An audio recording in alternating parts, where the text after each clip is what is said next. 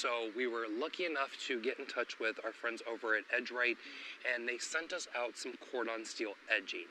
So this is what the product looks like when you get it. It is serrated at the bottom, so when you're tamping it in, it actually digs in and stays in. This is roughly about 6 inches height, and they recommend that you keep it out about 3 inches above the ground. Now, as this goes through the weather, it is going to rust, so you'll get that rusted cordon steel look. And it's starting to rust already, and you can see there's some interesting little designs in it that may or may not come through as it rusts, but I really like the look of it.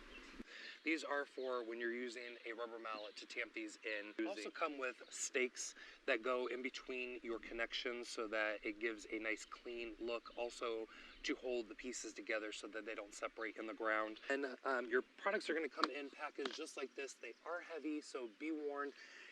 A few other things that you're going to need to help this process along is a step edger or some type of edging machine. If you're creating a new bed, I would suggest pulling a string line if it's a straight area, or you can go organic with your shapes and such. This does bend relatively easy to get around curved areas and such.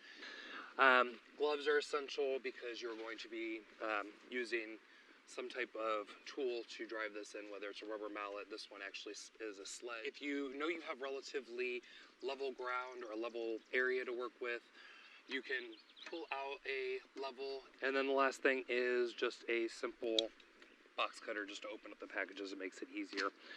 In the sections where the pieces do conjoin, we did drive down one of the covers, and this just keeps them in place from separating and just gives it a nice cleaner look. I'll show you how to bend one of the pieces. It's really, really easy.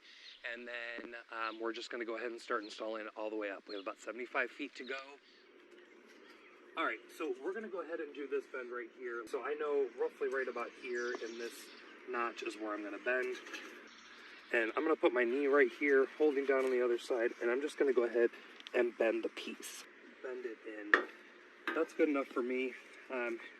The idea is just to get a 90-degree angle.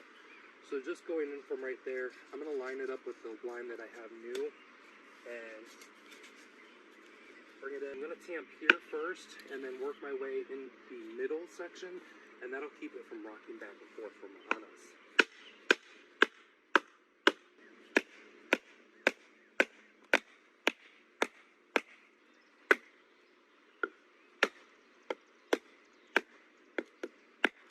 So you can see right here how this is separated. So I'm going to be taking this pin, just sliding it over both of them, just like that.